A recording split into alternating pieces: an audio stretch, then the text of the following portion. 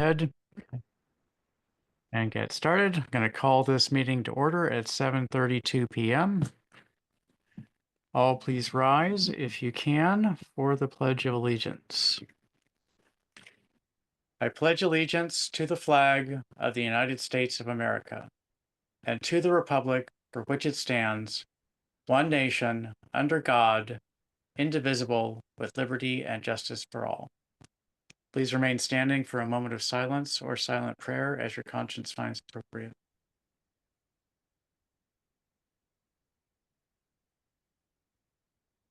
Thank you. Please be seated.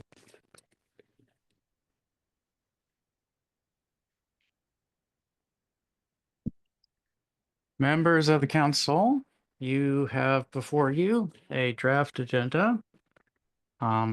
If anyone here has a conflict of interest, please let us know at any time.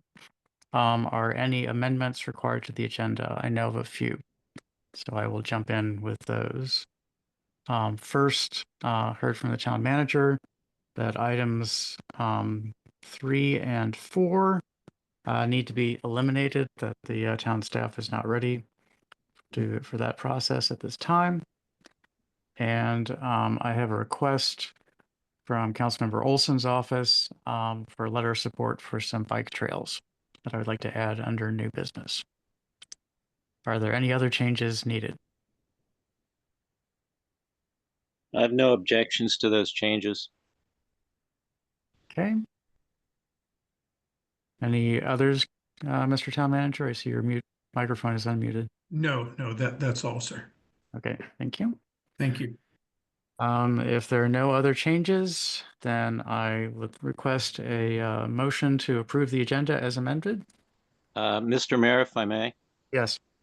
I do have a conflict of interest on item 1 on the legislative agenda. Item 1, compensation of elected officials. That is correct. Okay, thank you. Would you like to explain it, or do you just want to say you have a conflict of interest? I have a conflict of interest on item 1 on the legislative agenda. Okay, very good. Okay, with that, may I please have a motion to approve the agenda as amended? So moved. Seconded. Motion by Councilmember Smith, amended by Councilmember Foe. Is there any discussion of the motion to approve the agenda as amended? Are there any public comments on the motion to approve the agenda as amended? Hearing none, I'll do a roll call vote for those present. Councilmember Smith? Aye. Councilmember Foe? Aye. Councilmember Lingua? Present. And let me see if I need to think about this a little bit. I will vote aye just to be on the safe side. Motion passes 3-0, but exceeding the 50% requirement. So let's move on the agenda to proclamations, and I will start with proclamation for Ethics Awareness Month.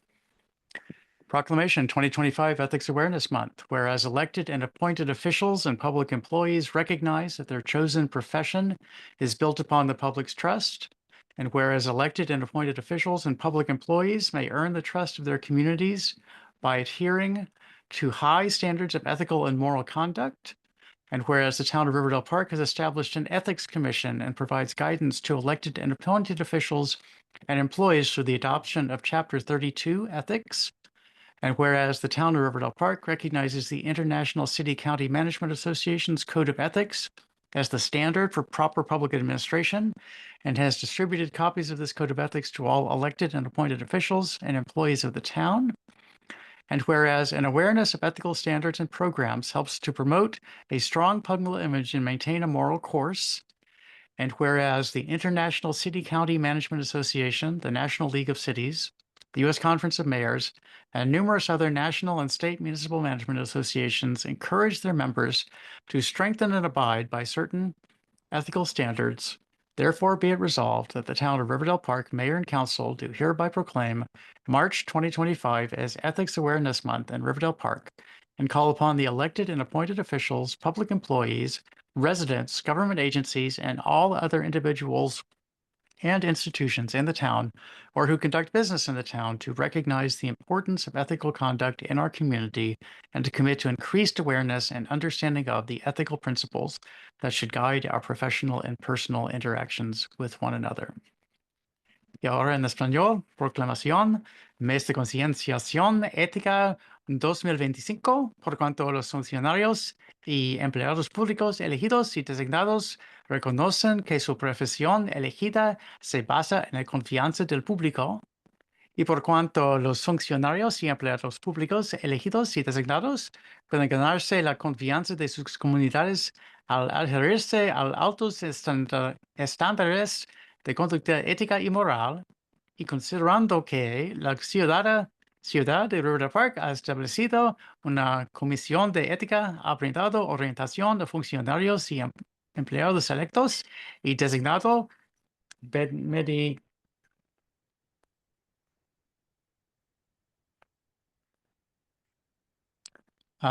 excuse me, missed something there. Where was I? Designados mediante la adopción del capítulo 32, ética, y considerando que la ciudad de Riverdale Park reconoce el Código de Ética de la Asociación Internacional de Administración de Ciudad-Condado como el estándar para la administración pública apropiada y ha distribuido copias de este Código de Ética a todos los funcionarios electos y designados y empleados del pueblo, y considerando que la conciencia de los estándares y programas éticos ayuda a promover una imagen pública fuerte y mantener un curso moral, y por cuanto la Asociación Internacional de Administración de Ciudades Condados, la Liga Nacional de Ciudades, la Conferencia de Alcaldes de Estados Unidos y muchas otras asociaciones de administración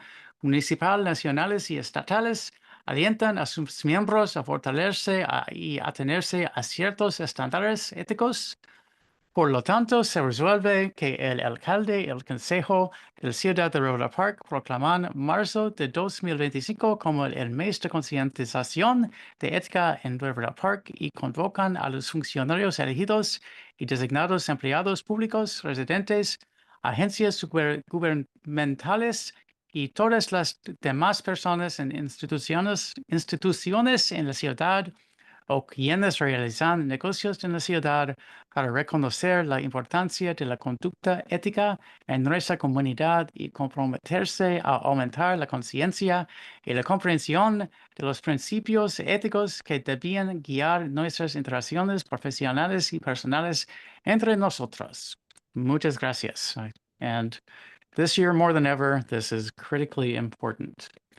So the text message I received was from the town manager, pointing out that I was a little bit too aggressive and skipped over the public hearing. And so if I might have a motion to take the legislative meeting into recess so that we can have the public hearing, I would appreciate that motion.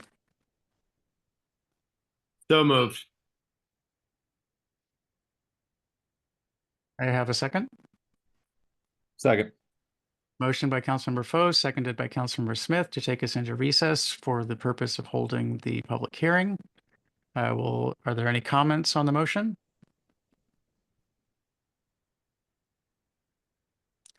Are there any public comments on the motion? Hearing none, I'll do a roll call vote. Councilmember Smith, Aye. Councilmember Foe, Aye. Councilmember Lingua, Aye. and I abstain. The motion passes 3-0. And with that, we are in recess. I will call the public hearing on Charter Amendment Resolution 2025-CR 01 regarding the Deputy Town Manager.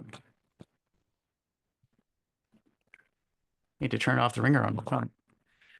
So we are in public hearing. This is a charter amendment that adds a deputy town manager and with certain duties, ways of appointing and removing, and similar topics specified in the amendment as that has been presented and discussed at meetings prior to this one. We are here to hear public comments on this charter amendment, and with that, I await members of the public raising their hands or unmuting their microphones to comment on this.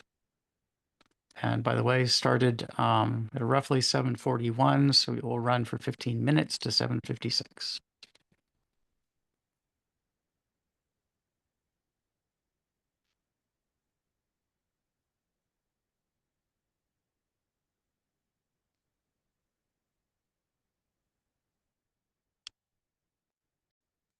Councilmember Lingua, if I may put you in charge of the meeting momentarily, I realized that I did not take some medications that I was supposed to, and I'll be back in just 3 or 4 minutes. But please, if you could run the public hearing while I'm going to get that.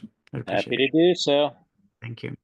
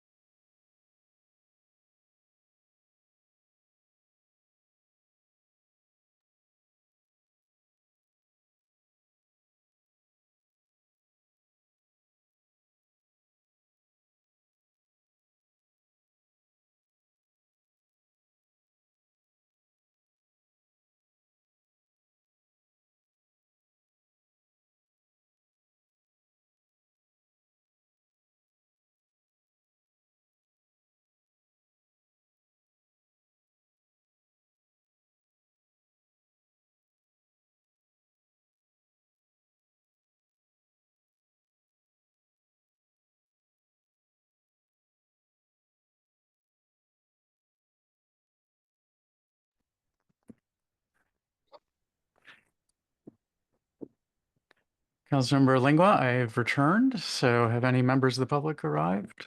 Or has anyone spoken? Same number of folks in the audience and no one has spoken. Okay. So we will keep it going for about another 10 minutes and move back to the legislative meeting.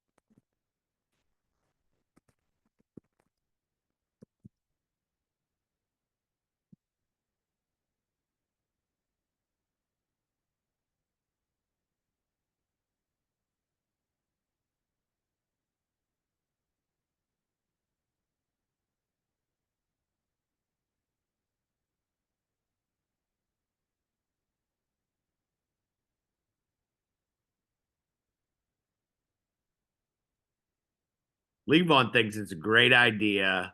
It'll help us transition specifically on the staff side as we change leadership in the future.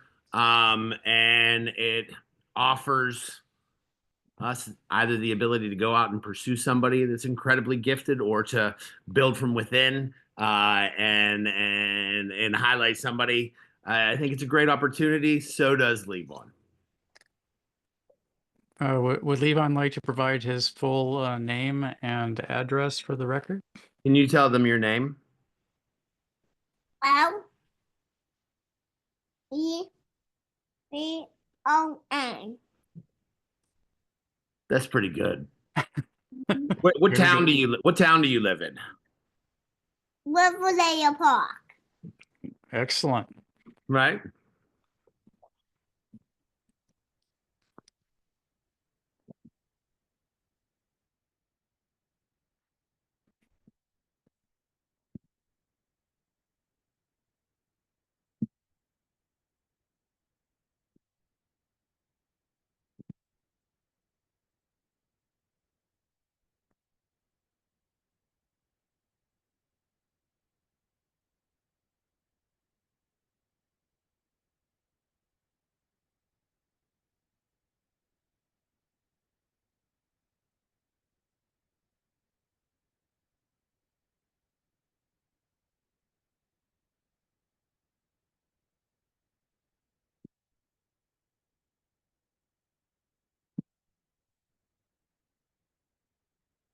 Just a reminder for anyone tuning in on Facebook, we're having a public hearing on the Charter Amendment Resolution 2025-CR-01 regarding the creation of the position of Deputy Town Manager. And that includes statements of the duties of the town manager, eligibility for becoming the Deputy Town Manager, and methods for appointment and removal of the Deputy Town Manager.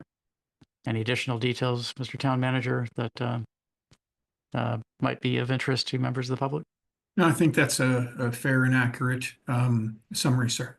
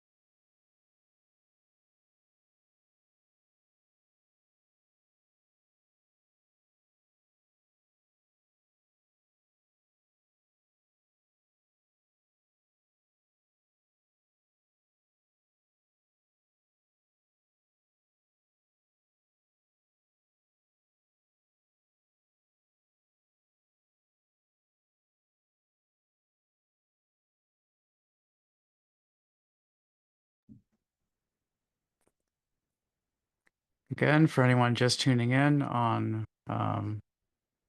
Facebook and Instagram, I think that's where we're streaming to. This is a public hearing regarding the amendment, charter amendment to our town charter, charter amendment resolution 2025-CR-01, creating a position of the deputy town manager, specifying the duties and responsibilities, qualifications for becoming a deputy town manager, and procedures for appointment and removal of a deputy town manager. And public comments are welcome for about another 4 minutes.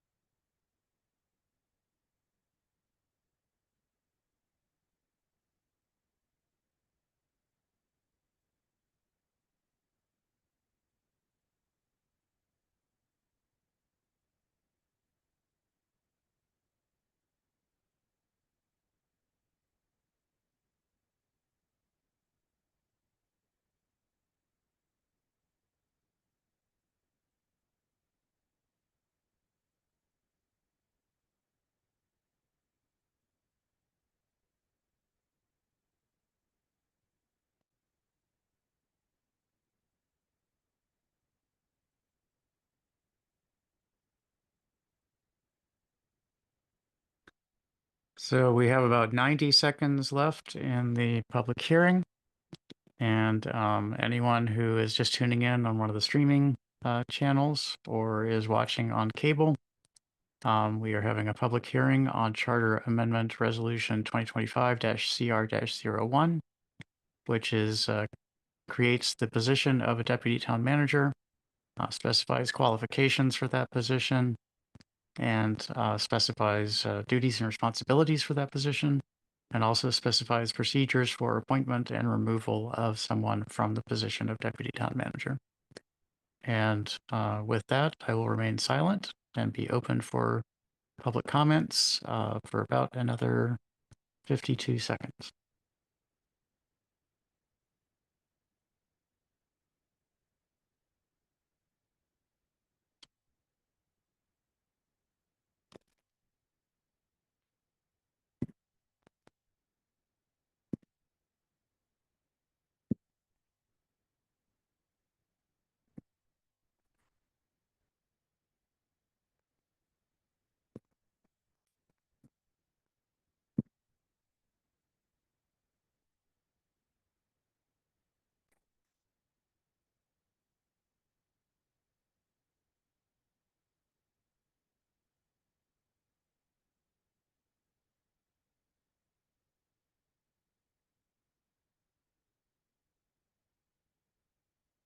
Okay, it's 7:56. We've had 15-minute public hearing for Charter Amendment Resolution 2025-CR-01, and I am adjourning the public hearing. And I'm calling back into order the legislative meeting for March 3rd, 2025 at 7:56 p.m.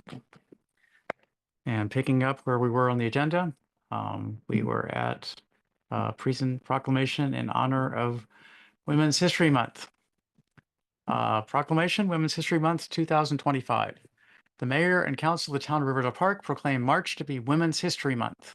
Whereas the town of Riverdale Park recognizes the month of March as Women's History Month, established in 1987 by Congress to celebrate the contributions American women have made to strengthen the nation since its inception.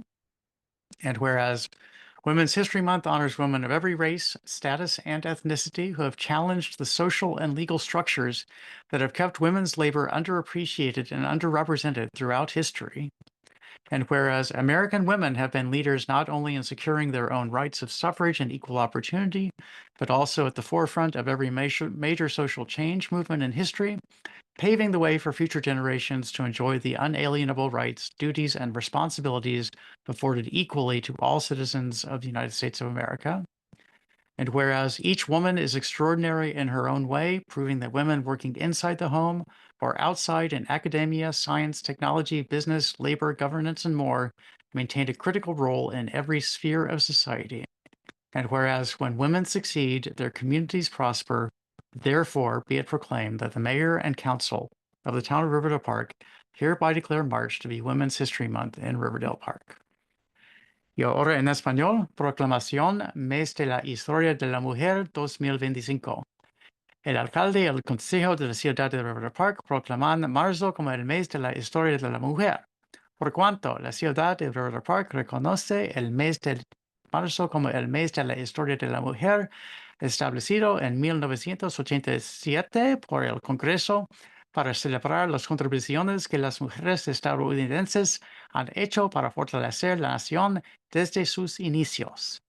Y considerando que el mes de la historia de la mujer rinde homenaje a mujeres de todas las razas, estatus y etnias que han desafiado las estructuras sociales y legales que han mantenido el trabajo de las mujeres subestimado y subrepresentado a lo largo de la historia, y considerando que las mujeres estadounidenses han sido líderes no solo en asegurar sus propios derechos de sufragio e igualdad de oportunidades, sino también en la vanguardia de cada movimiento de cambio social importante en la historia, ha allanado el camino para que las generaciones futuras disfruten de los derechos, deberes y responsabilidades inalienables que se les otorgan por igual a todos los ciudadanos en los Estados Unidos de América.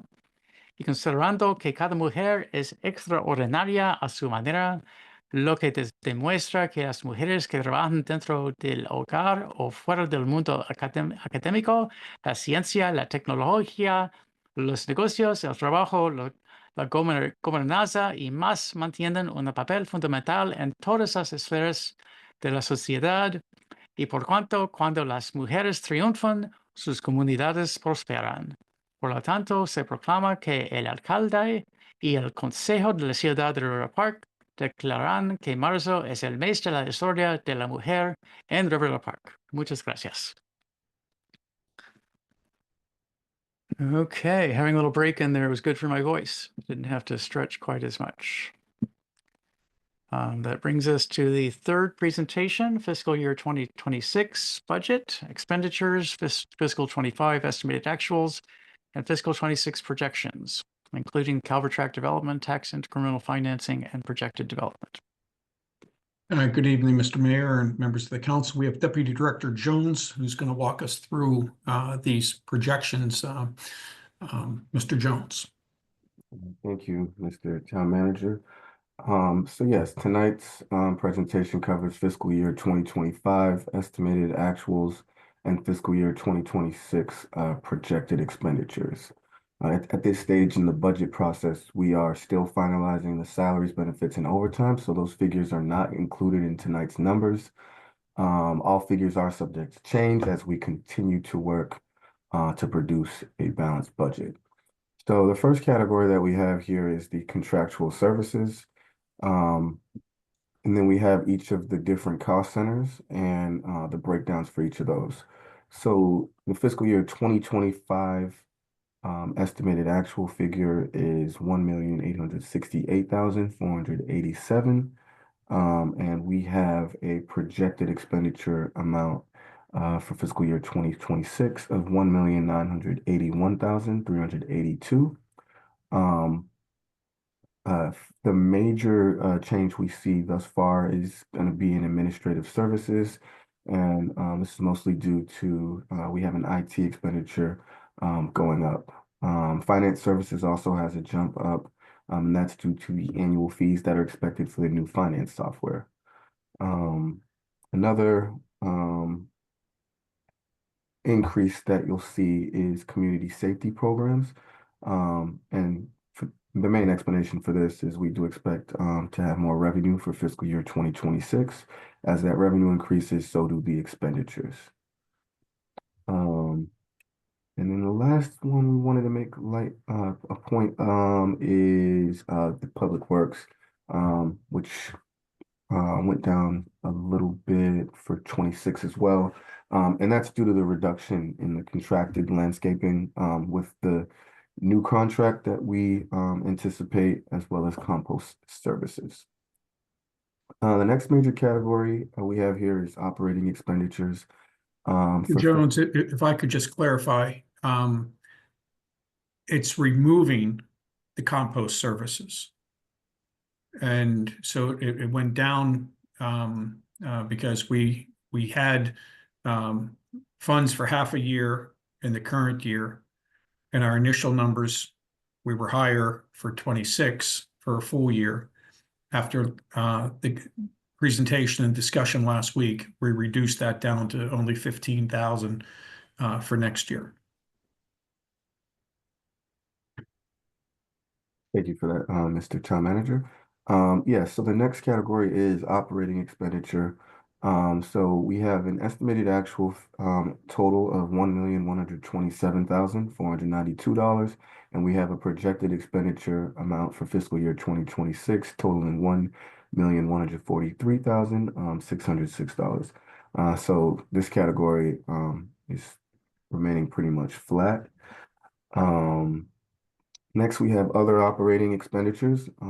We have a estimated actual amount of $139,500 and a projected total of $305,500, with the budget amount being just $265,000. So we do have an increase there.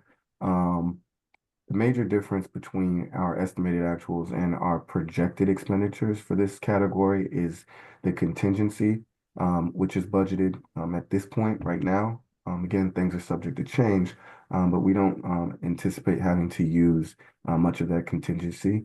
And then for fiscal year 2026, there is an increase in development services, and that's due to the Main Street initiative increase, and that is housed here in development services.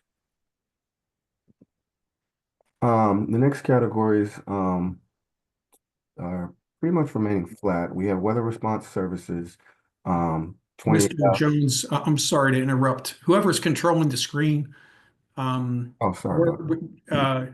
yeah, so what we had just covered was the other operating expenditures. It's now at the bottom of the screen. So Mr. Jones just went through that section. And if you go to the next one, please. Sorry about that. Yes. Oh, no, we just got to make sure that the mayor and council and the community can see the numbers that you're talking about.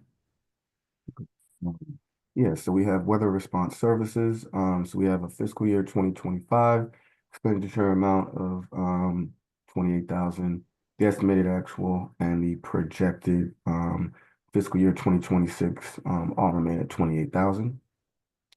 For the town buildings, the first building is the town hall building. We have an estimated actual of 33,550, and that's what our projected amount will be for fiscal year 26. So we have a little increase there from the budgeted fiscal year 2025 amount of 28,950. For public safety, we have an estimated actual of 32,168, a projected amount being the same for fiscal year 26. Also up from the fiscal year 25 budgeted amount of 29,500.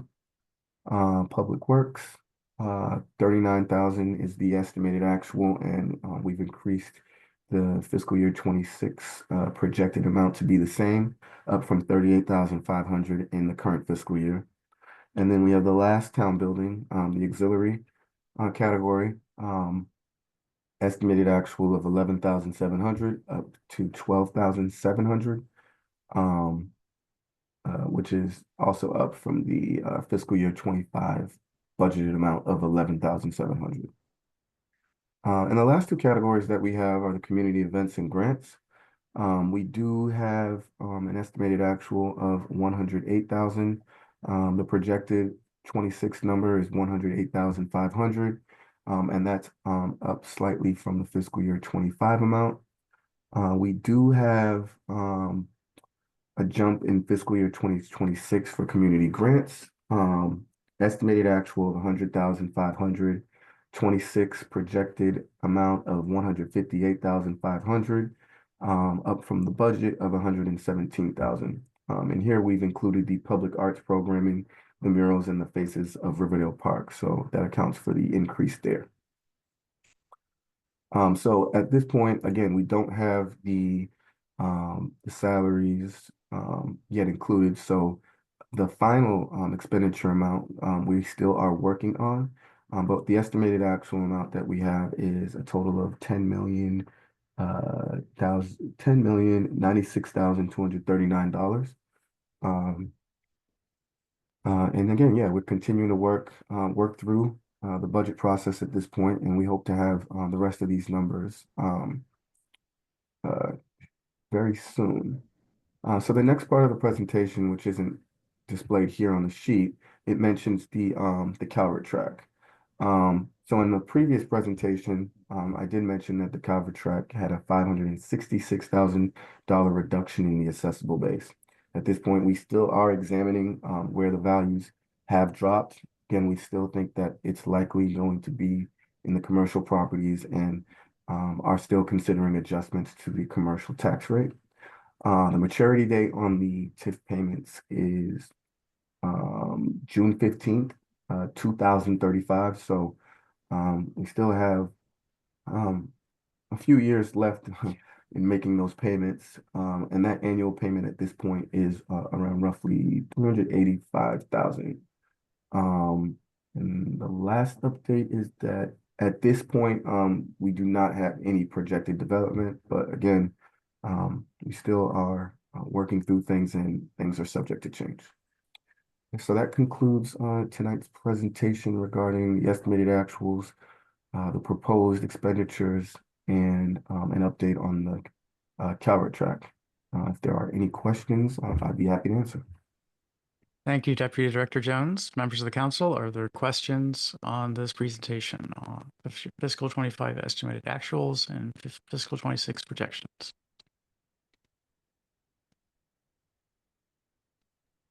I have none. Okay, no other microphones are unmuted. Are there any public questions or comments on this report?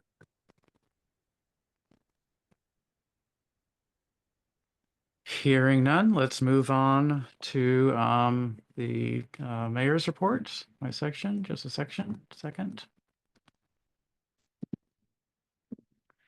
I'll start out by noting, works pretty well dovetailing with the budget presentation, that this is a month when the budget is still very much being developed. Whenever I talk to the town manager, then he's giving me how much over or under, or what the status is, what the latest numbers are. And so I know that they are working very hard to get a budget together as quickly as possible. So know that that's going on. I attended the PGCMA Legislative Committee meeting this morning, early this morning. And there are a lot of bills that are underway. We're going to be discussing some of them later in the agenda.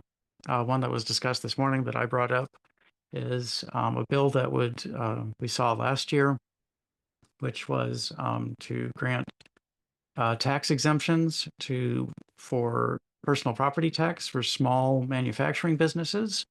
And we have several of those in town. The total estimated statewide loss in revenue to municipalities or local governments was going to be $5 million. And so I remarked that perhaps PGCMA would like to take a position in opposition to this, and the legislative committee agreed. And a letter was sent to the committee where the hearing will be held later this week, just in time for the 6 p.m. this evening deadline. And so that went in. I mentioned this in my town crier report. I'd like to mention it here again. That is very important for members of the public. If you believe a crime is going on, something is happening, to call the police quickly.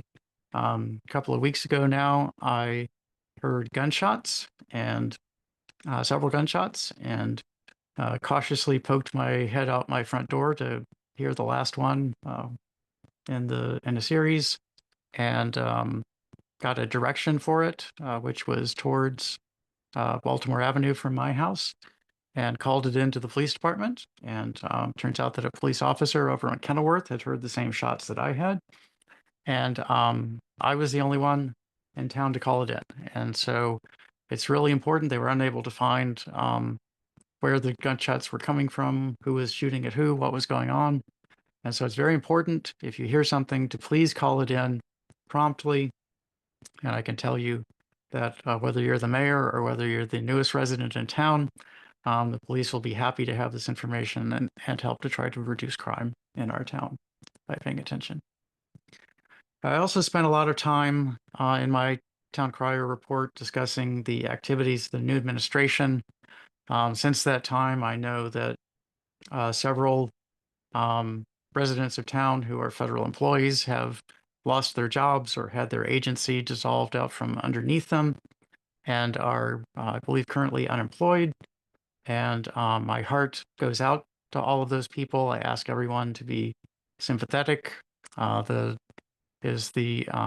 prohibition on grant funding seems to be holding at least a little bit. If you're a nonprofit, I hope that your grants come through, and I'm hopeful that that things will settle down in this new administration, though I'm not too hopeful that that's the case. And so ask that everyone please grant those in the community who might be feeling threatened, particularly those who might be fearful of immigration authorities, to please grant them some grace and some flexibility and some sympathy.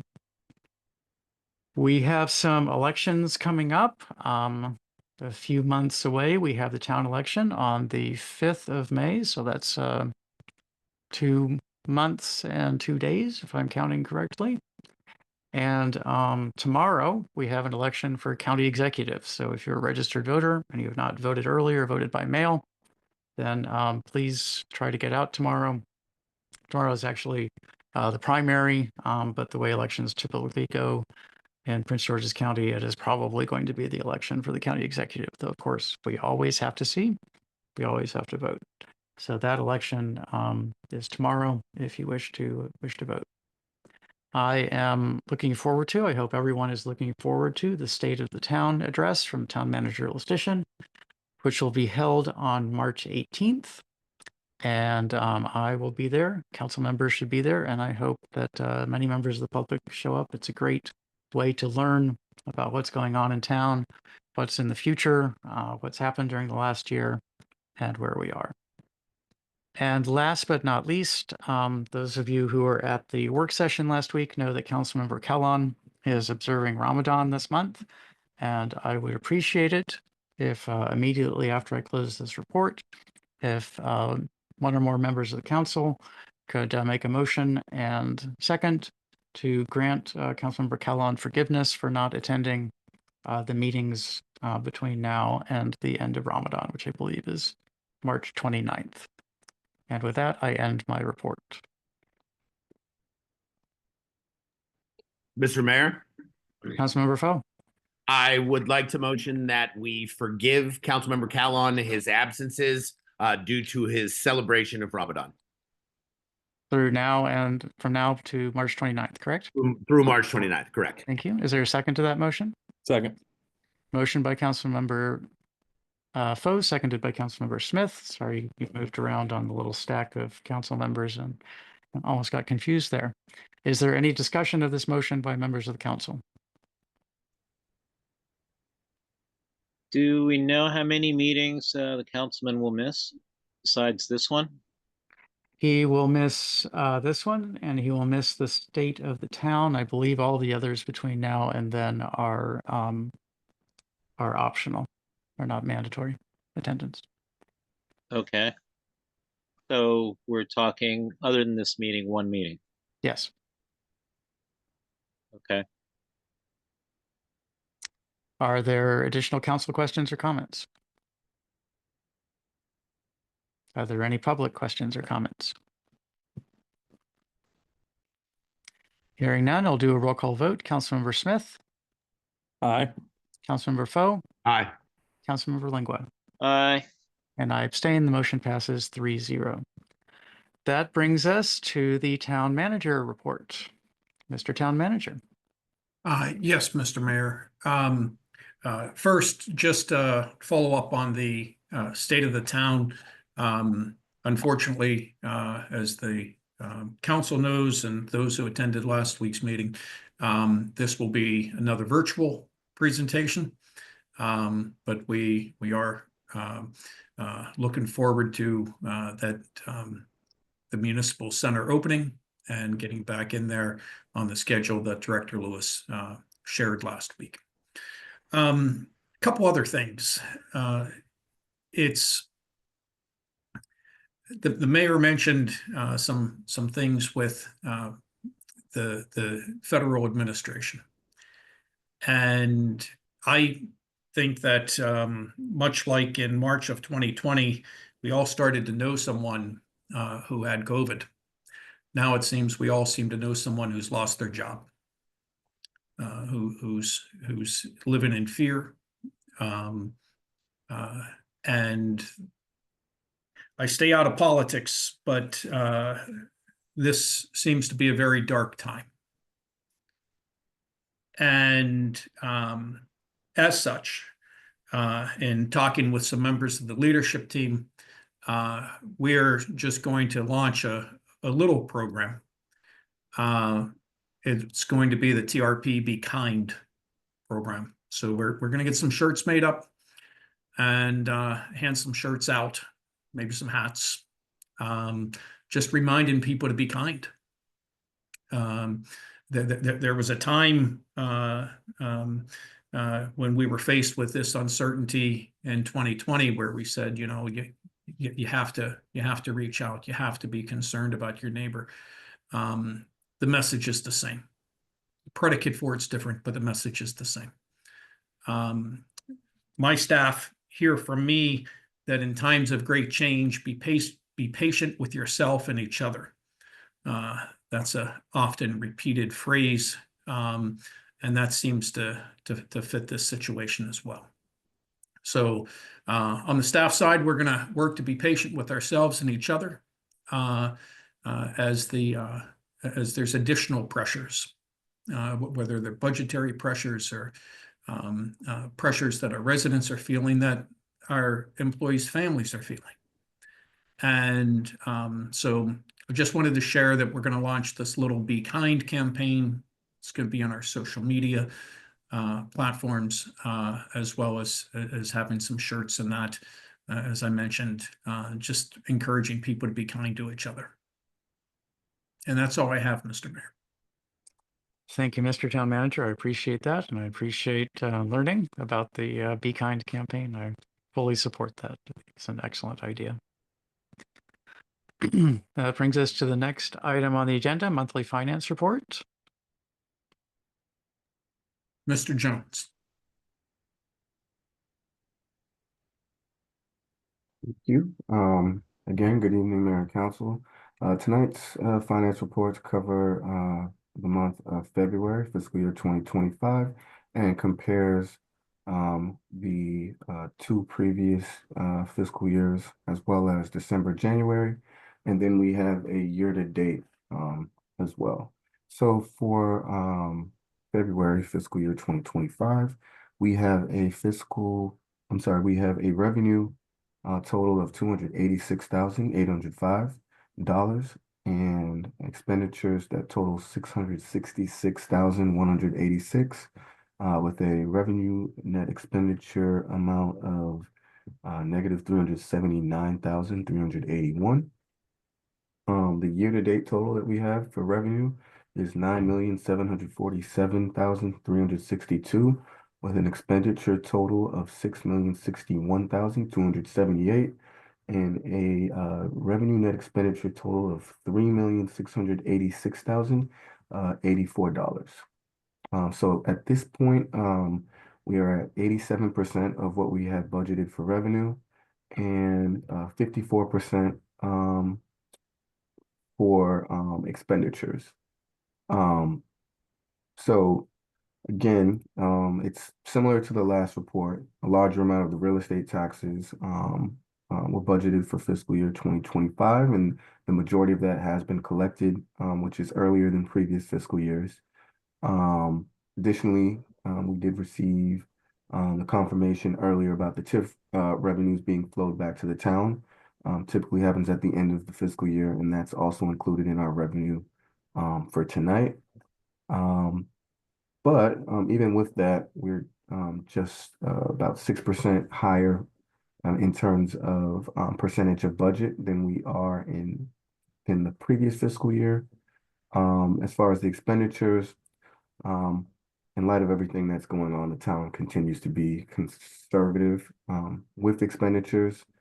And again, there are some salary savings with some unhired positions, roughly 7% at this point as far as salary savings. So overall, town is in a favorable financial standing to meet its budgeted revenue and stay within its budgeted expenditures. If there are any questions regarding this report, I'd be happy to assist with answering. Thank you, Mr. Deputy Finance Manager. Members of the council, are there questions about this report? Members of the public, any questions? Councilmember Lingua, I see your microphone is open. I have none. Okay. Any members of the public? Not, may I have a motion to adopt the monthly finance report subject to audit? Motion to adopt the finance report subject to audit. Seconded. Motion by Councilmember Lingua, seconded by Councilmember Foe to adopt the monthly finance report subject to audit. Is there council discussion of this motion? Are there any public comments? Hearing none, I'll do a roll call vote. Councilmember Smith, Aye. Councilmember Foe, Aye. Councilmember Lingua. Aye. And I abstain. The motion passes 3-0. That brings us to the correspondence summary. The only item on the correspondence summary is the fire department report, which we will hear in the next section. So let's go ahead and move on to the fire department report. And Mr. Mayor, Yes. if I may, sir. So in the correspondence summary, that's where we put the email from Mr. Lamphere that had some general bullet points. We included for the fire department report, the report that actually has some data. Okay.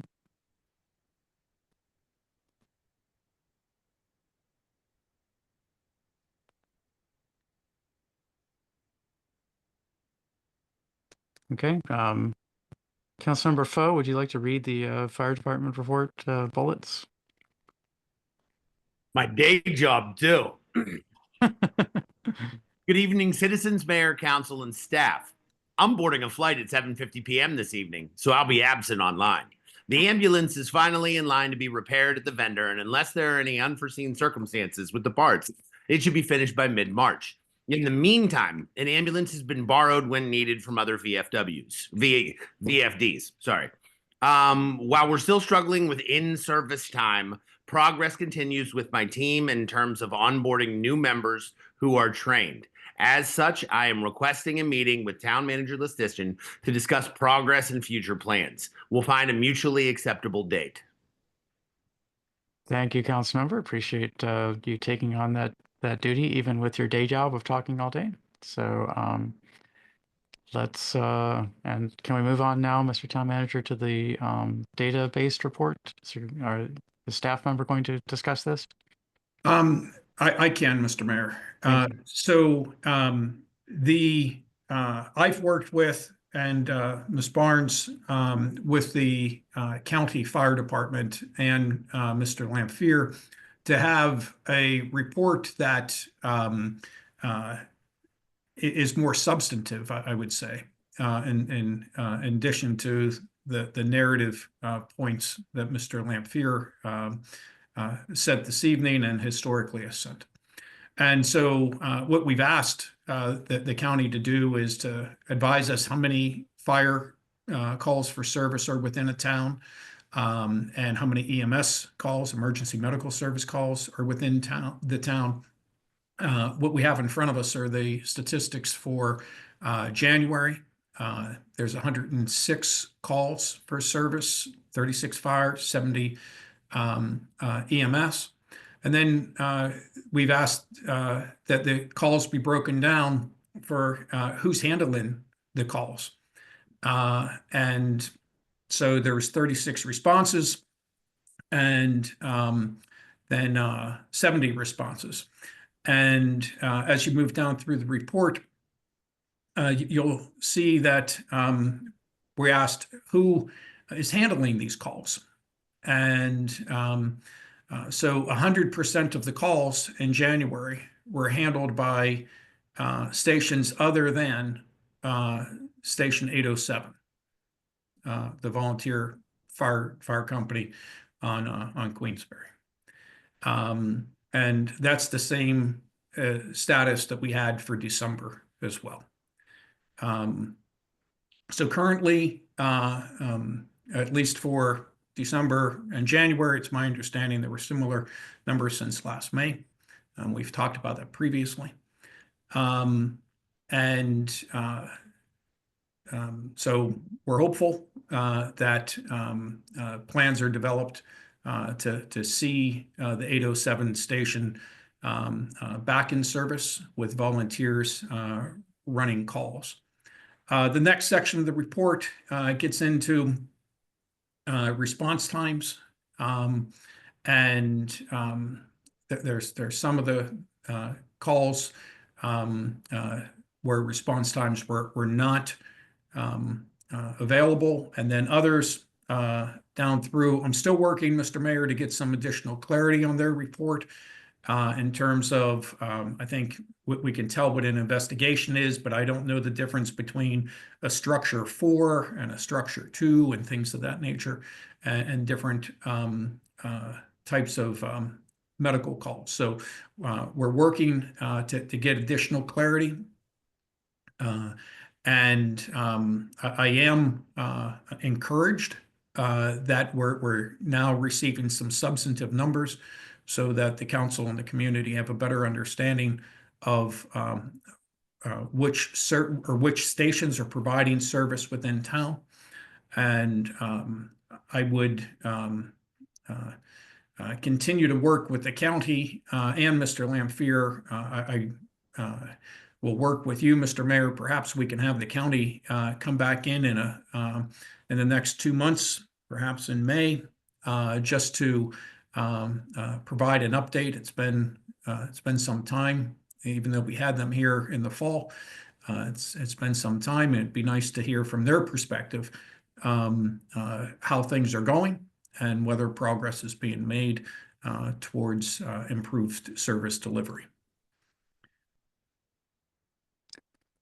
Okay, the times that they have in the very bottom of the report, they go increase by service time, and I believe that their their goal for response time is 8 minutes. Is that correct, Mr. Town Manager?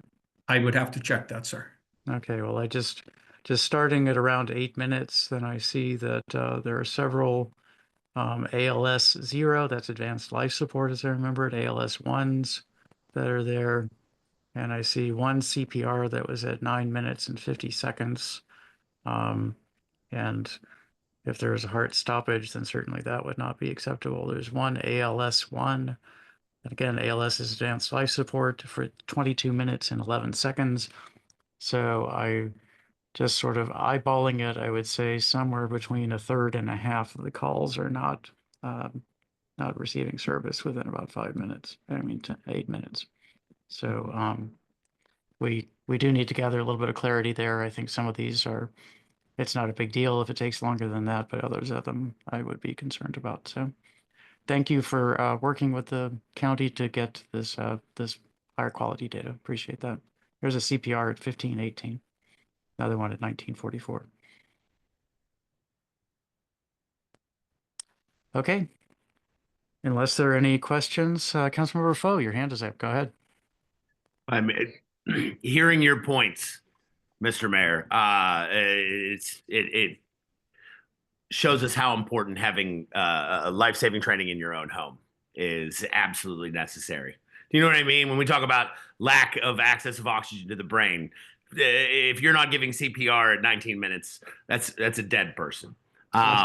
So it's incredibly difficult to see these numbers in correspondence with our inability to respond. And I had raised my hand originally to ask, you said we had 0 response from the December report as well, Mr. Town Manager? Yes. Is this, I didn't see a length of time. Is that just the December report, or is it covering multiple months, or? I've asked for monthly reports, so that was a monthly report for December, and then this is a monthly report for January. Oh, okay. So we have 2 months. Do we have any idea how long our lack of responsiveness has been going on? It's my understanding since the end of May. Okay. So this May will be out of service potentially for a year. That's my understanding, sir. Okay. Thank you very much. Any additional council questions or comments? Any public comments? Okay, let's move on to council committee and ward reports, starting with Councilmember Smith, Ward 1. Thank you, Mr. Mayor. Good to see everybody tonight. I share the mayor and mayors and other sentiments expressed on the loss of jobs in our community. It's heartbreaking. Happy to hear we are, at least trying to keep people's spirits up in the community. I, like all of us, I'm sure, talk to people in my ward, and as was stated, there are people who have lost their job, people who, not even, not federal employees, but folks who receive federally funded grants that either they've lost their job or folks say, we had to let go of 3 people this week, things of that nature. And I just want to emphasize that in pretty much every case, and I believe it's every case, but I'm going to say pretty much just to leave some wiggle room, these terminations are illegal. On their face, illegal, unconstitutional. What's happening with our federal government, with our executive branch right now, running roughshod over our Constitution. It's just abhorrent. Never a thing that I thought I would see in my lifetime as a person who, once held up my right hand and pledged my life defending that Constitution. It's really sickening. So I just want to highlight that those terminations are nearly in every case illegal. I'm not sure that that means anything anymore, but I think it deserves to be said. On that note, as sickened as I am by this administration and the way they treat people and what they've done to our country and our Constitution, I am nearly equally disappointed with our federal delegation, who ostensibly should be the opposition party. And I've seen no measure of opposition that is satisfactory from them or their colleagues in their caucus. I think it is an incredible indictment of their leadership collectively. And I would just hope that if this is what we are going to get from them, or what we can expect, that they will let someone else do the job. That's, big talk as someone who is not going to run for that job, but I'm sure there's someone out there who would, and would actually stand up to this administration and use power in a way that can actually lead to change. Not everything has to be a bill or a lawsuit, just by virtue of being prominent members in their community and people who have asked for support at the ballot box and been given that support and put in positions of electoral authority. There is power there to move people. I think there is a critical mass of people in this country that see what's happening and are disgusted, as we've outlined here, that are looking for an avenue to express that in a nonviolent way. Whether it's turning up at federal buildings that are being illegally taken over, and blocking entrances, whatever the case may be. I think there's a critical mass of people that want to do that stuff, but there is no leadership in organizing that and calling for that and trying to do anything about it. So again, incredibly disappointing from our federal delegation. And I encourage them to either do something of consequence or move out of the way for someone who will. A reminder to anyone in our community, whether you are at risk of immigration action or know someone who has, without a criminal warrant, you do not have to open your door for any law enforcement official, INS or otherwise. Oftentimes these folks, according to reports I've read, will say they have a warrant, but it's an administrative warrant, which again does not require you to open your door or give any information or let anyone into your home. So encourage folks to remember that. Do not let anyone in your house without a warrant. I know our governor has announced some measures for folks that have lost these jobs. I would encourage people to explore those. We know we need some great, talented people working in our state government, and people with experience in these areas from the federal government would make great staff for our state. So encourage folks to look into that. And then lastly, I've Mr. Town Manager, just to put on the radar, I've heard from a few people living on Harrison Avenue on the south end of it, but both ends of it, but predominantly on the south end, about speeding and other reckless driving in that area. So wherever we have a list of places for potential traffic studies, would encourage us to put Harrison Avenue on that list. And that is all I have for this evening, Mr. Mayor. Thank you. Thank you, Councilmember Smith. Councilmember Foe, Ward 2. Good evening, everybody. I hope you're all doing well. It's really hard for me to organize my thoughts. I vacillate back and forth between anger and hope. And it's really hard when you see your neighbor end up on Reuters front page shot of giving the peace sign at USAID after her unceremonious dismissal from work. She has been working at USAID for 2 years. She has a 9-month-old and is fired for no other reason than the fact that she worked for USAID. On a happier note, I submitted my signatures to run for re-election. And I got to tour the new town hall. It is an incredibly beautiful space. I am excited to be back. I'm excited to see employees working in the space because I mean, I think when we talked original design, we wanted to make sure that our employees had a remarkable space to call their work home. And getting to tour that yesterday, we have taken, or the other day, we have taken great steps in providing that. And it's really excited to think about being back in that space, being able to communicate with each other, returning face to face, because these are important times. And those dialogues that we will hold will be impactful, and we will do our best to benefit our residents. And that really excites me that we have this venue to at least state our morality, to live our truth, and to advocate on behalf of our community members. Because I'm looking around and my neighbors are scared. Right? My family is scared. And I think we have this time and space to advocate on behalf of a better tomorrow. And I am excited about the opportunity to do that with all of you. So with that, I will yield the remainder of my time. But I'm excited to get the ball rolling. Thank you, Councilmember. Councilmember Lingua, Ward 3. Thank you very much, Mr. Mayor. Last legislative session, I gave a report that I was looking forward to attend 2 meetings coming up last month, one being on the 12th, the other being on the 19th. Fortunately, I was not able to make the one on the 19th, but I did make the one on the 12th, which I was glad to have made, being that it was a discussion on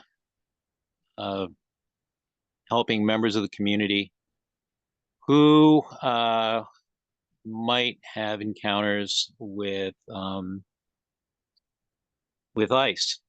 And there's some good ideas that came out of that and some good possibilities for helping residents in our neighborhood in terms of some of the things that my colleague from the First Ward brought up in his report about knowing what is and what isn't allowable and getting this information out. One program they have is to help train folks to be trainers within the community. Excuse me. And I think that's a good idea. Looking to get more information on that and to pass that along and seeing about seeing if there would be folks who'd be willing to take on such capacity in their neighborhoods. With that, I will conclude my report for this evening. Thank you. Thank you, Councilmember Lingua. And with no other council members in attendance, then we will move along to public comments on non-agenda items and consent agenda items. Are there any members of the public present who wish to make a comment on non-agenda items or consent agenda items? Mr. Town Manager, I see your hand is up. Go ahead. Mr. Mayor, if I can just share an update that I just received a moment ago. Yes. As the council is aware, I had sent out a significant incident notification the other night regarding a contact shooting over on Kenilworth Terrace near Kenilworth Avenue. And the police did a really outstanding job that night, both in administering life-saving efforts for the victim, as well as in their investigation. And I was notified just a few minutes ago that this evening we have the shooter in custody. That is fantastic news. So I just wanted to pass that along, and a job well done to Chief Turner and his team. That's amazing. Okay.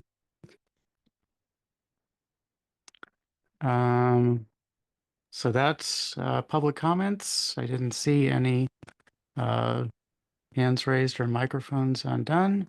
Mr. Mayor, Councilmember Foe. how much time do we have to pass the potential item on pay raises for council members? Is this a question of order, Councilmember Foe? Yes. Oh, okay. I was trying to figure out what was going on here. Sorry. Mr. Town Manager, are you aware of that? I believe we have at least till close to the end of March. I believe so. Director Barnes, do you have the Let me the- calculate that real quick. Just 1 minute.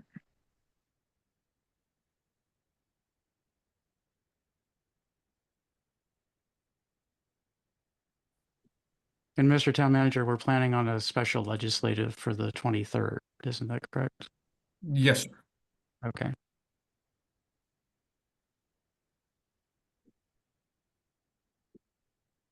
The 23rd of March? Wouldn't that be the 24th? Or- Yeah, that's a Sunday. 24th, 23rd. In fairness, I'm the one that agreed. I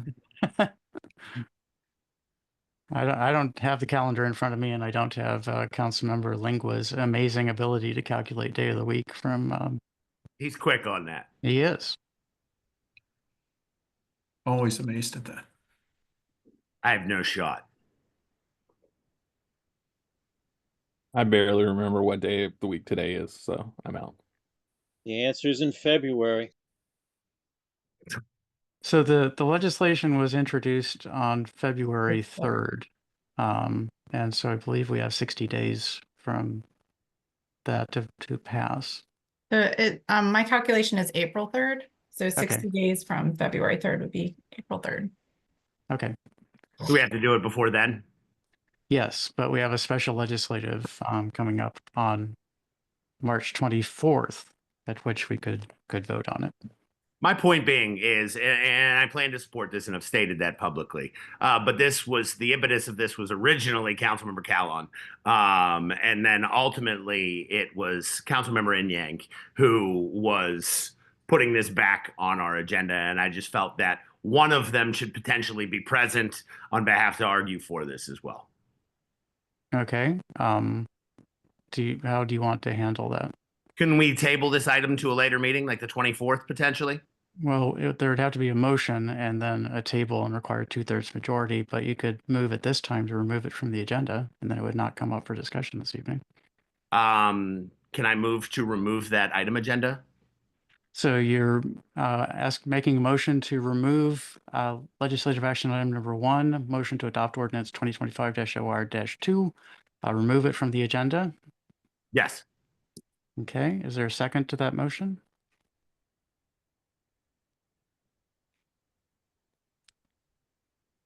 There's 2 members of the council. Do either of you wish to second the motion to remove this item from the agenda?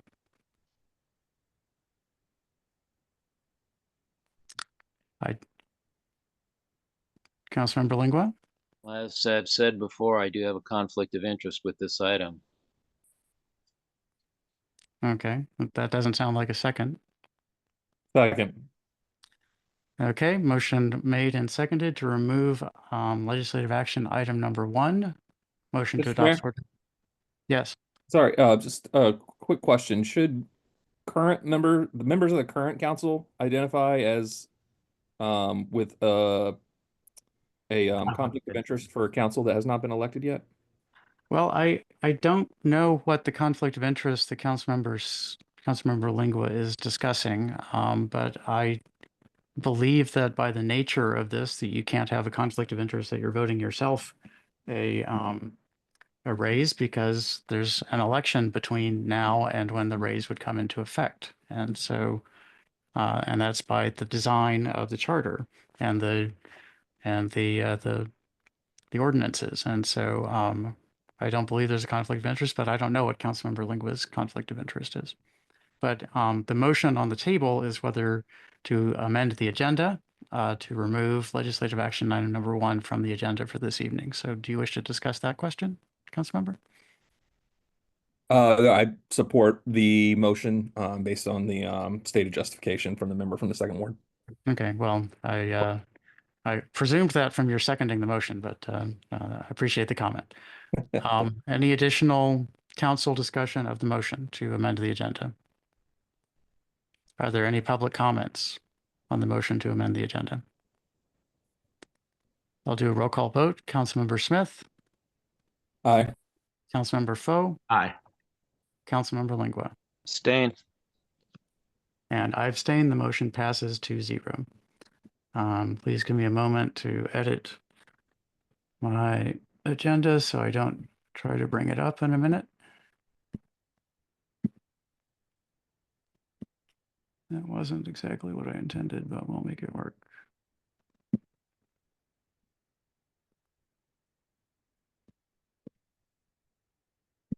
Okay, I'll be able to track it. Okay, where were we? Mayor? We were about to enter the consent agenda.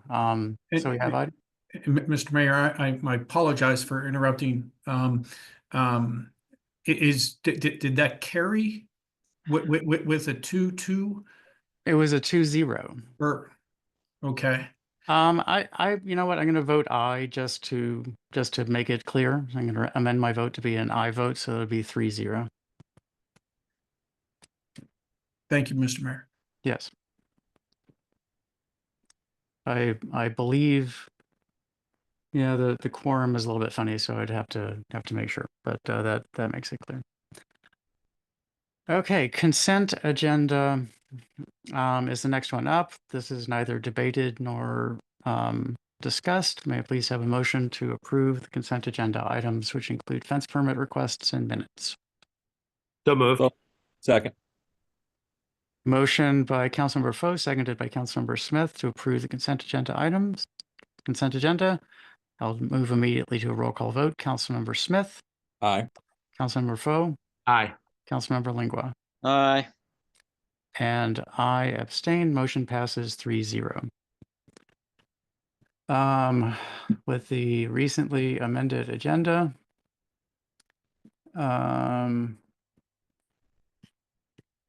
we start with legislative action as written on the agenda, number 2.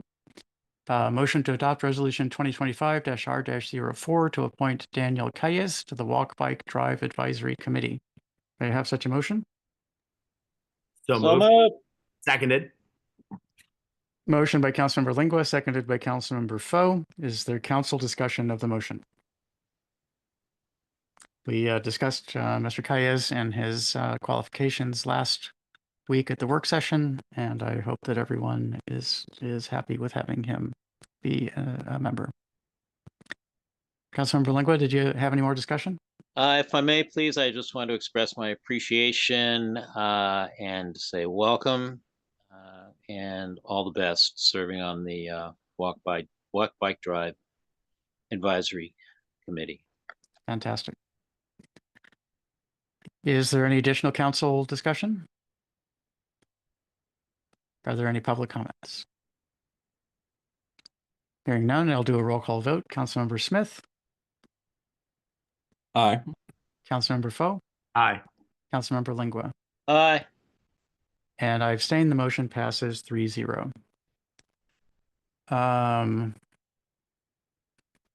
You know what? I marked through the wrong ones, but I remember which one is which. So we will now move on to legislative action item number 5. We are ready for that one. Is that correct, Mr. Town Manager? That was you're muted, but I'm seeing nodding signs. So My apologies. Yes, Mr. Mayor, we are ready for that. Director. okay. So that item is a motion to authorize the town manager to sign a one-year extension to an agreement with Motier Services, Inc. to continue lawn mowing and maintenance services. Would staff like to give a brief summary? We would, sir. Director Lewis? Yes, good evening, everyone. We're seeking authorization for the town manager to sign a one-year extension of the Motier contract for mowing services, which actually expires at the end of this month. We thought the current extension would be the last one, but we were not successful in securing a new contract through an invitation to bid process. We released the invitation to bid on February 5th and received only 2 bids. One was considered non-responsive since some of the required information was missing, and the cost from the second bidder was well above the budget for this service at $215,000. So staff reached out to Motier for a cost estimate to extend the agreement and received a proposal for $95,589. This amount actually includes an additional $4,574 for the cost of planting flowers at 6 locations. So I assume that expense has gone up from last year to next year.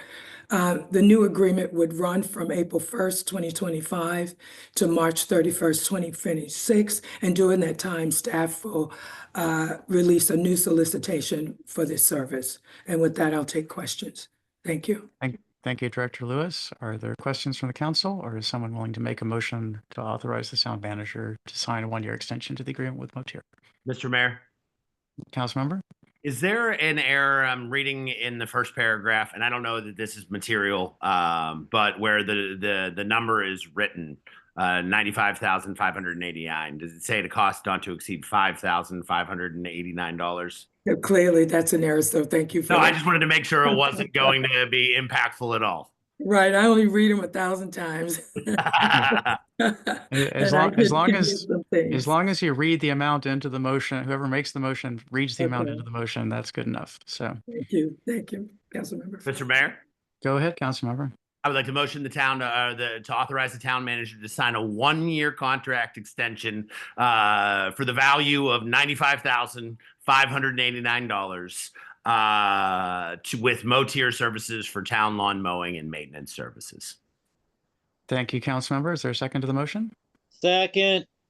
Motion by Councilmember Foe, seconded by Councilmember Lingua, to authorize the town manager to sign a one-year extension to the agreement with Motier Services to continue lawn mowing and maintenance services at town-owned sites and locations along East-West Highway until March 31st, 2026 at a cost not to exceed $95,589. Is there any council discussion of this motion? Are there any public comments? I'll do a roll call vote. Councilmember Smith. Aye. Councilmember Foe. Aye. Councilmember Lingua. Aye. And I vote aye in order for this to pass, and therefore it passes 4-0. Okay, item 6, motion to amend the residential trash collection services agreement, DPW 2020-003 with Jetta Trucking Inc. regarding non-collection days. We have a presentation. Mr. Mayor, I have this item as well. This item is actually a follow-up from last week's work session where the council directed staff to add the Dr. Martin Luther King Jr. and Juneteenth holidays as non-collection days in the Jada trucking contract. Tonight, we're seeking authorization for the town manager to amend that contract to add these 2 holidays to section 4.2 of the agreement. I do want to restate that in the contract, when a listed holiday occurs on a regularly scheduled service collection day, collection will be performed on the next regularly scheduled service collection day. And with that, I'll take questions. Thank you. Thank you, Director Lewis. Any questions for Director Lewis?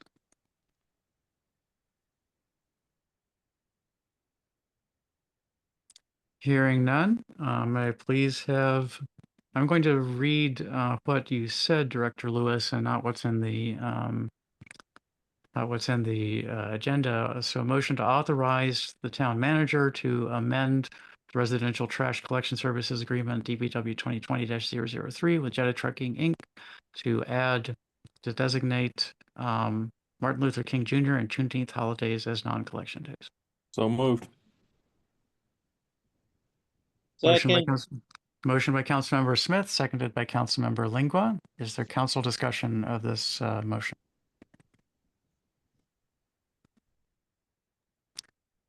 This was discussed extensively at the work session last week, and I believe that there was a strong consensus that these days should be added to the list of non-collection days.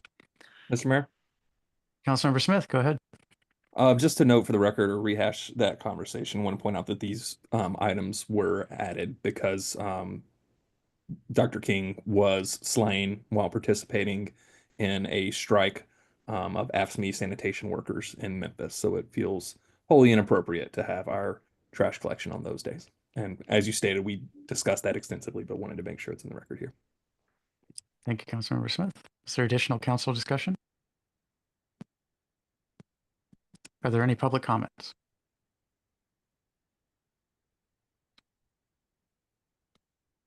Sorry, my screen just darkened, which sometimes indicates the computer's about to shut itself off, but wasn't what happened. I was having a little freak out scene there. Okay, I'll do a roll call vote. Councilmember Smith. Aye. Councilmember Foe. Aye. Councilmember Lingua. Aye. I'm going to ask a question. Mr. Town Manager, does this have a financial impact? Is this going to change the cost of the contract? No, sir. Okay, then I don't need to vote. Is that correct? That's correct, sir. Okay, then I abstain. Motion passes 3-0. Thank you. Yeah. Okay, next item is a motion to send a letter to the town's congressional delegation regarding Sunny Days Child Care Center. Is there a, thank you. Okay, can you scroll down the main body of the text?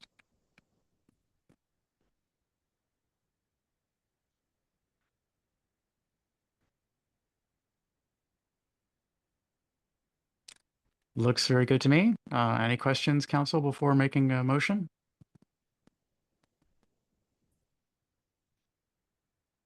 Okay, may I please have a motion to send the letter shown on the screen to the town's congressional delegation regarding Sunny Days Child Care Center. So moved. Second. Motion by Councilmember Lingua, seconded by Councilmember Smith. Is there council discussion of this motion? I appreciate the staff being, the draft being assembled, and look forward to passing this and sending it along. Thank you, Councilmember. Additional council discussion? Are there any public comments? Hearing none, I'll do a roll call vote. Councilmember Smith. Aye. Councilmember Foe. Aye. Councilmember Lingua. Aye. And I abstain. The motion passes 3-0. That brings us to a somewhat more complicated one, motion regarding town positions on state legislation. Is there a staff presentation on this? Director Barnes. Certainly.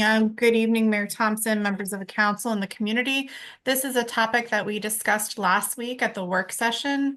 There are several pieces of legislation that are listed.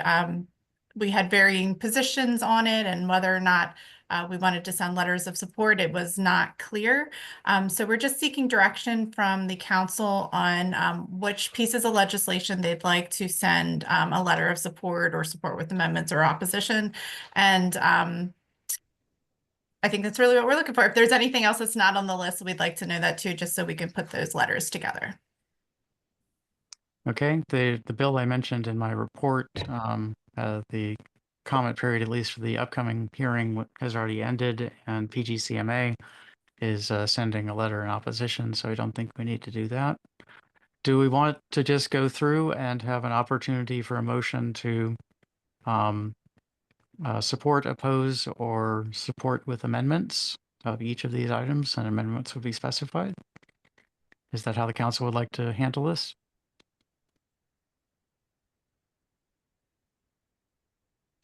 We're Hear good, silence. Mr. Mayor.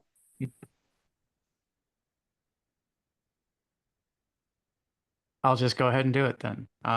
Senate Bill 832, District Council zoning laws override by municipal corporation, as described on the screen. Does anyone wish to make a motion to either oppose, support, or support with amendments? Mr. Mayor, Councilmember Smith, I would move that the council indicate support for SB 832, Prince George's County District Council zoning laws override by municipal corporation without amendments. okay. Is there a second to that motion? Seconded. Okay, motion made and seconded to issue a letter of full support for Senate Bill 832, Prince George's County District Council zoning laws override by municipal corporation. Is there any discussion of this this motion? Council discussion. Mr. Mayor? Councilmember Smith.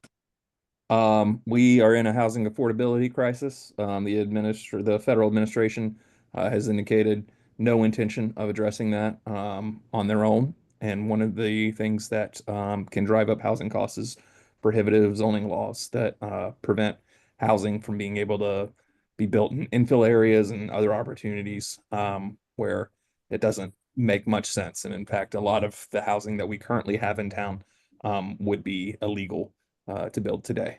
Actually, let me strike that. I'm not sure that we have that in our town. A lot of housing in our state and in our region would be illegal and unable to be built today under current zoning laws. So wholeheartedly support this measure.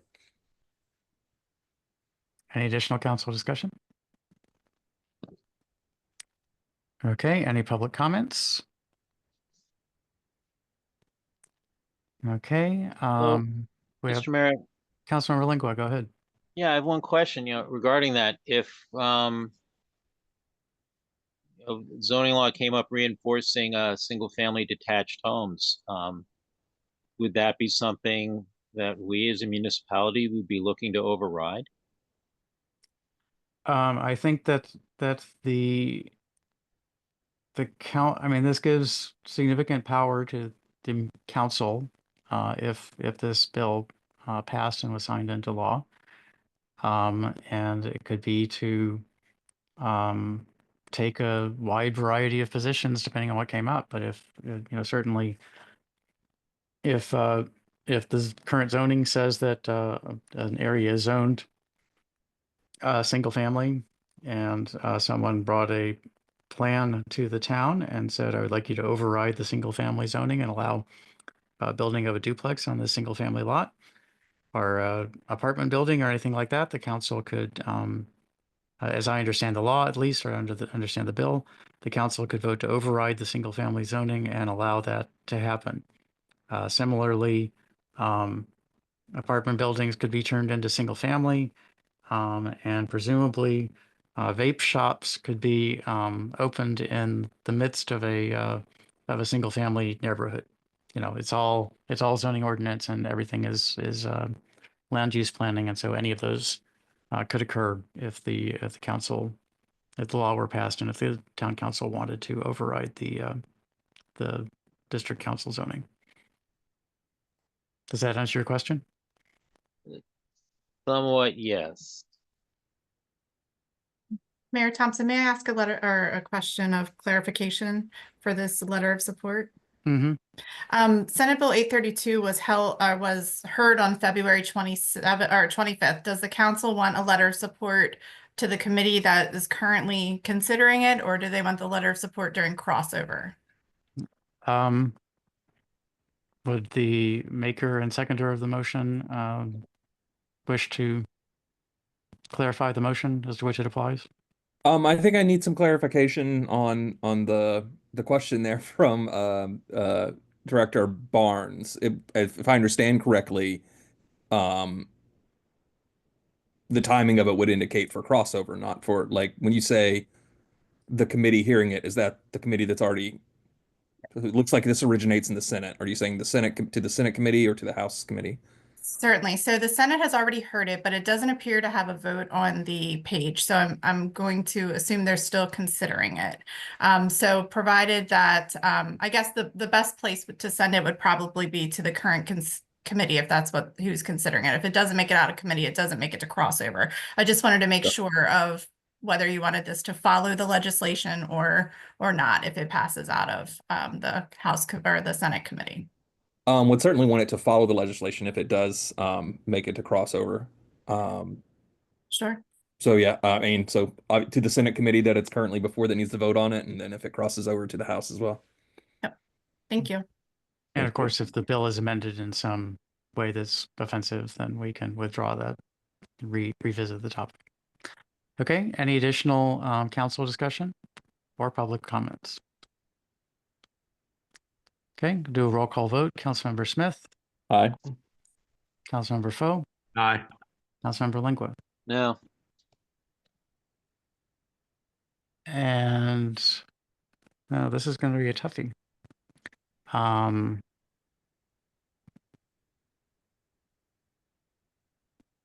Because we have 4 in attendance,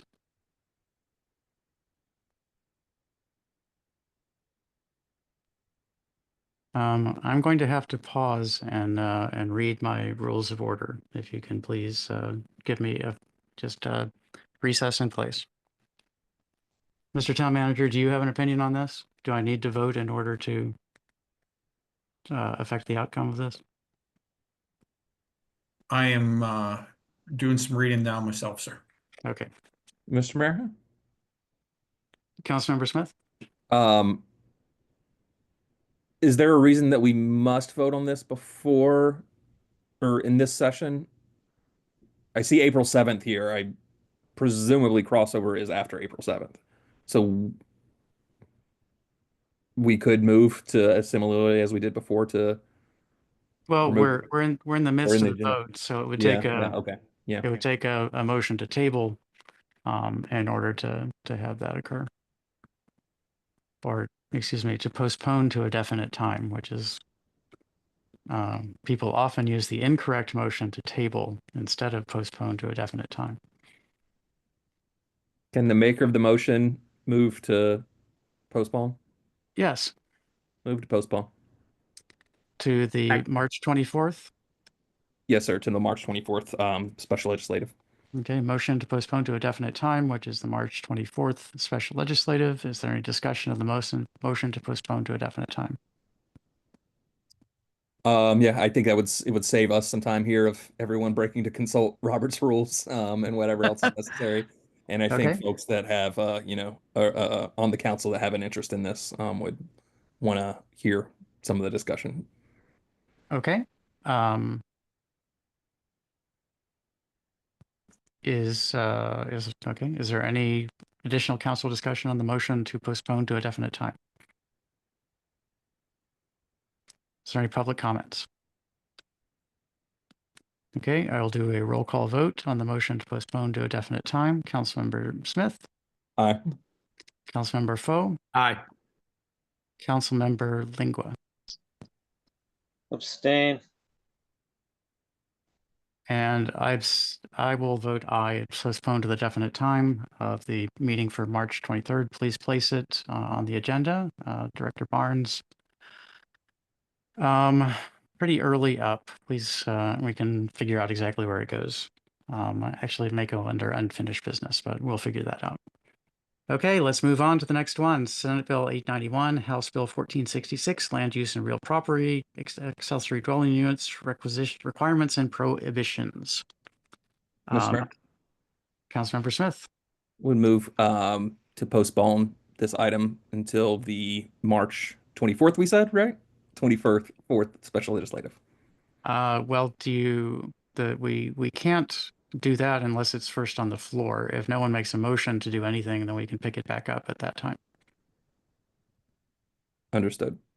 Sorry, I got confused with the taking the things one at a time. Oh yeah, well, we were most of the way through the vote on the previous one, and so we couldn't deal with it then. So does anyone wish to make a motion to support, oppose, or support with amendments for Senate Bill 891, House Bill 1466? Seeing nothing, go on to House Bill 680, Municipal Elections, Voter Registration List and Qualifications.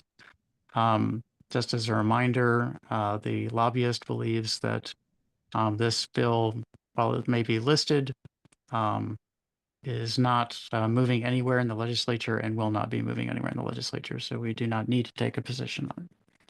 With that, does any member wish to issue a letter in support, opposition, or support with amendments? Okay. Moving on to House Bill 1188, Public Safety, Immigration Enforcement Cooperation. Does anyone wish to make a motion in support, in opposition, or support with amendments of House Bill 1188?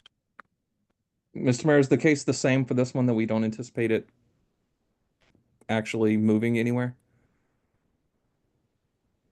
I don't know the status of it, and the spreadsheet that is usually distributed during the PGCMA legislative was not distributed today, so I can't check it. But we can certainly wait until late March to take a position on it. There's not a, can still get through on that. So any motion, support, oppose, or support with amendments? For making a motion or not, didn't we establish policy on this? I believe it was, gosh, was it 3 or 4 years ago? I Oh, believe no, pardon me, not 3 or 4 years ago. It was Longer than that. yeah, it was 7 years ago.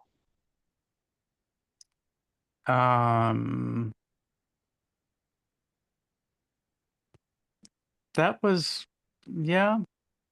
We took a position. Yeah.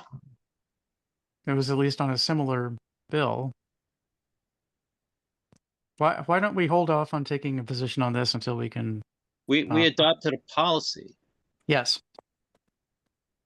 Mr. I Mayor, believe that policy may have been a local policy as opposed to support for having a uniform policy across the state. So this is Okay. consistent, Well, but we do have an overarching policy of support or opposition to pieces of legislation based on legislation that is in effect in the town of Riverdale Park, and we can address that. So why right. don't- Well, I think referring, by reviewing that again and Yes. looking at that, that might inform our decision on how we want to move forward on this. That sounds like a good idea. Okay, so it sounds like we have nothing except an item that will definitely come up on next month's agenda coming out of this item, because the rest of these are the actual text of the bills. and Mr. Mayor, if I may. Yes. On the immigration one, I would just refer the council to actually our code. And it would be chapter 53. Yeah. Beginning sections 53-9. Yeah. But that's found in the town code. And we can, Director Barnes, if you can grab that section and email it out to the council for their review. Okay. Actually, I got the town code on the phone, so, but welcome to it anyway. So go right ahead. Okay, well, let's move on the agenda since there are no outstanding motions from this item. We're moving on to unfinished business. And this is, we held the hearing earlier, but we cannot vote this evening on Charter Amendment Resolution 2025-CR-01 regarding amendments to Article 2, Town Council, and Article 7, Administration and Personnel. So is there any discussion of this, this item?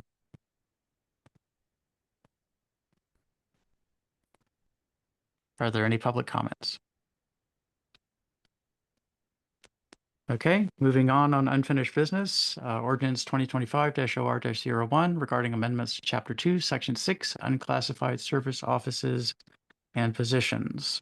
Mr. Town Manager, we're not ready to vote on this either. Is that correct? This will also be delayed to the March 24th meeting? Yes, it's going to be scheduled for adoption the same time as the charter resolution to keep them on track together, sir. Okay, very good. So is there additional discussion this evening or requests for amendments or requests for clarifications, anything? this evening?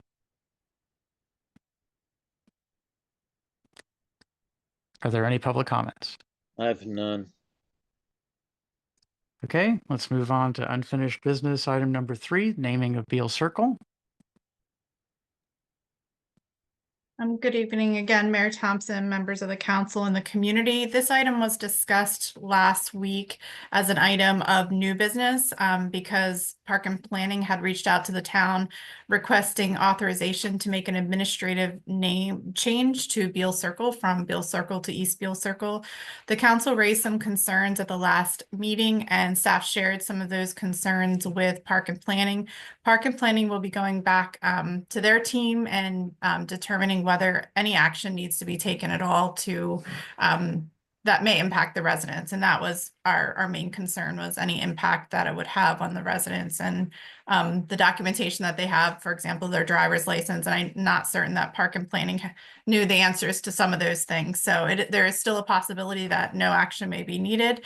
And we'll report back as soon as we have more information from Park and Planning. So the staff is not recommending any action this evening then? No action this evening, sir. Okay. Councilmember Smith, you might want to swing by and talk to people and ask, politely ask, and tell them it's just for information to see what's on their driver's license.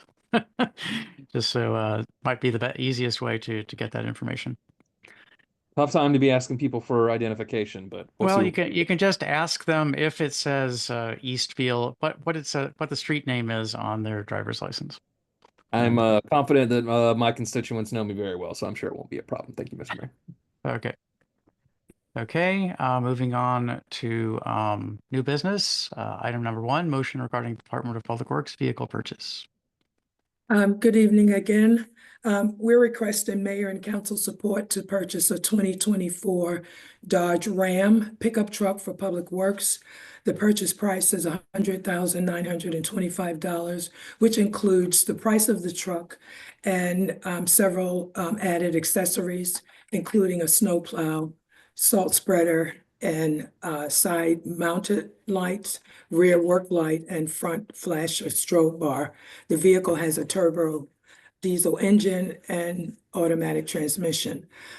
Staff investigated the availability of a comparable electrical vehicle, but the only electrical pickup vehicles available at this time are light duty vehicles. They are not designed, the light duty vehicles, to perform the key work of the department, especially hauling heavy loads, plowing snow, and distributing salt or brine. For this reason, staff is requesting to purchase the 2024 Dodge Ram. And with that, I'll take questions. Thank you. Thank you, Director Lewis. Council, do you have questions or comments? Mr. Mayor, Councilmember Smith. I wonder what the deficiency is on a Ford F-150 Lightning or a Chevrolet Silverado EV from being able to handle this work. I've seen other municipalities, local governments that have used these for exactly this purpose. Is it an availability issue, or what are we talking about here? We got a lot of detailed information on the Ford F-150, and one of our team leads, Armando Reyes, asked some very, I guess, good questions and got some honest responses. The 150 they advised us against installing a plow and a salt spreader on those vehicles for would likely void our warranty. Those vehicles were not designed, according to the Ford dealership that we reached out to, for a plow and spreader. And I then appreciate that. I think that, I'm sorry, go ahead, Ms. Lewis. No, I was going to say, so we also asked about just reliability, and we're told that some owners are complaining that they lose 30% of their charge during the winter months. And so on the basis of the information we got directly from the dealer, we realized that vehicle would not serve our needs in Public Works. And if I may add as well. So I've done some reading because the direction from the council was clear. And so I've read about the classification of trucks. And so a Ford F-150 Lightning, regular Ford F-150, a Dodge 1500, a Chevy 1500, they're all considered light-duty trucks. The 250s and 2500 and Dodge 2500 and Chevy are considered light heavy-duty trucks.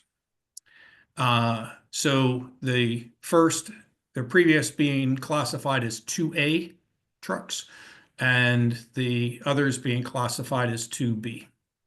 I've did my own reading on the plows. You cannot attach a plow to a Ford F-150 Lightning. Ford recommends against it and says they'll void the warranty. The other thing is it can't push what needs pushed. We need a heavier duty vehicle for this use. With all this being said, and I just confirmed with the chief, we are picking up a Ford F-150 tomorrow, F-150 Lightning tomorrow or Wednesday for use in the police department. It's just that the duties that we need to perform in public works cannot be met with the available electric trucks. If Ford, Chevy, GMC begin making their trucks electric and the heavier gauge trucks, and they have them available, we understand the direction from the council will be to acquire those. And it is just not available now. I appreciate the staff research on this. The warranty issue is compelling, but in terms of like physical capability, like I've seen plenty of these trucks. Like I'm a nerd, as you all know, because I can't shut up about it. I own one of these trucks. So I spend a lot of time on YouTube watching videos of crazy things people have done with them. I've seen these vehicles pull fully loaded tractor trailers, with thousands of pounds behind them. I think the loss of range, that is a thing that you experience in cold weather. I don't think it's any more problematic than the issues that happen with diesel fueled vehicles in extreme cold weather. And I really do appreciate the staff diligence here and the research and everything. That said, I've committed to not supporting purchase of internal combustion vehicles, except for, even heavy duty things where there's just not one on the market, like trash trucks or something like that, which I know we contract out trash, so that's not really an issue. But I'd like to uphold my commitment here. Understand that that might not be the consensus of the council. So if we needed to similarly defer this vote to another session where more folks could be here to vote on it, I would support that. Mr. Mayor, can I ask a question of my staff member? Certainly. Director Lewis, do we believe that this vehicle will continue to be available? Because we've identified an available vehicle. It's a 2024. It's left over from last year. Do you know of the vehicle? I don't have the answer to that, but I have been nudged quite frequently by the staff to get a decision on this, and hopefully a favorable one. We're going to replace one of our 2012 vehicles that it's costing increasingly more and more for routine maintenance, and then the breakdowns are becoming more frequent.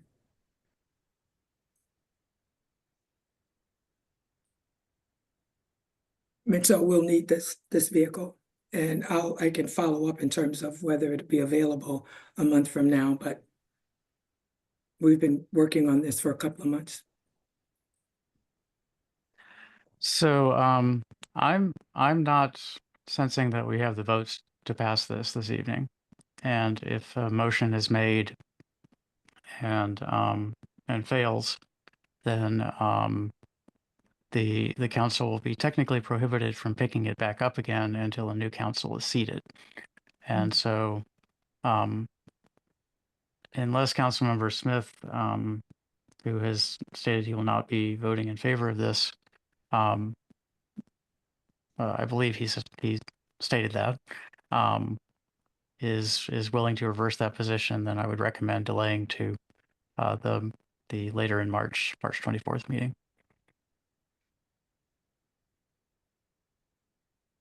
Based on the current information I have, Mr. Mayor, I won't be changing that position. Okay. So I would recommend that no one make a motion. Is a 3-1 vote not enough for a financial decision? That's correct. It requires 4 affirmative votes. So so that's my recommendation at this time, to preserve flexibility for the late March meeting. Okay. Moving on to the second item of new business, which was added during the amendments to the agenda. I'm going to read the letter that I got. Hopefully I can get it up on screen. Give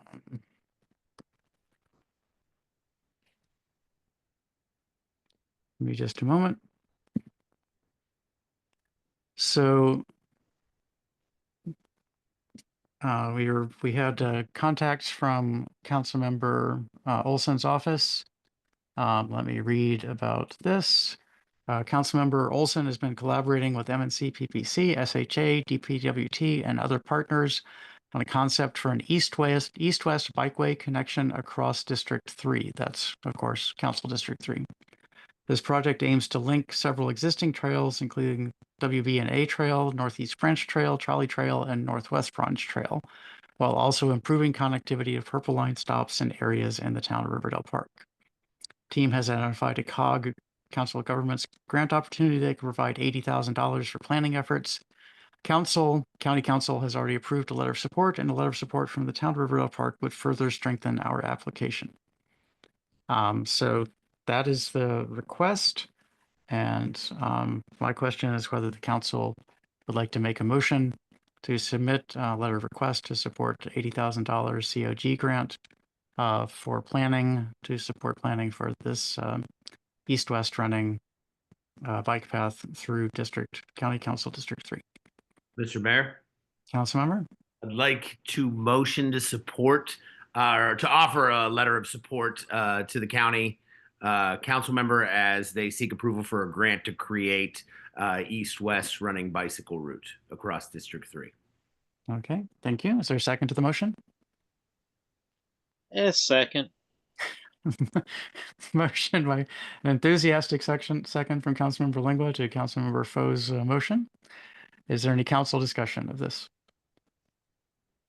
Mr. Mayor, if I may. Councilmember Lingua, go ahead. In this, I mean, I know this is a letter of support to receive grant money to do a study. Mm-hmm.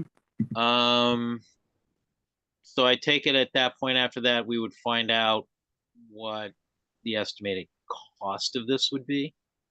Yes. So this is a planning and design grant, and then presumably there would be an estimate of what the cost would be to construct the trail. Although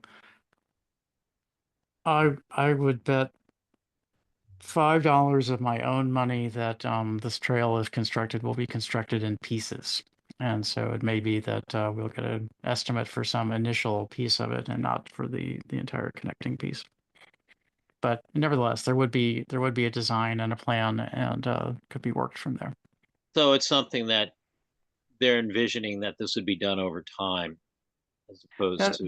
That's my guess. I don't know that is that's specifically stated, but that's my guess of how it will work out.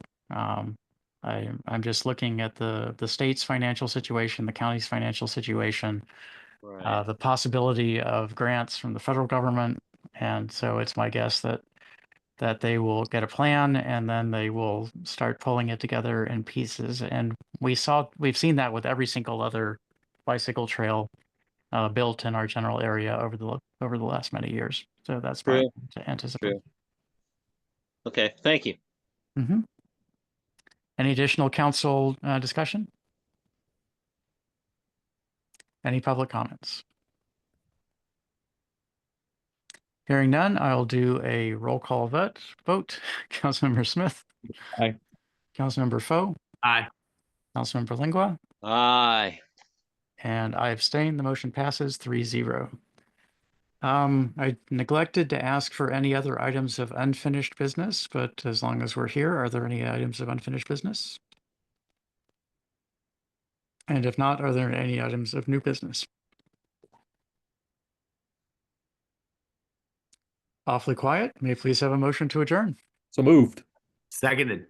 Motion by Aaron, try to be Councilmember quick. Smith, seconded by Councilmember Foe to adjourn. This motion is neither debated nor discussed. I'll move immediately to a roll call vote. Councilmember Smith, Aye. Councilmember Foe. Aye. Councilmember Lingua, Aye.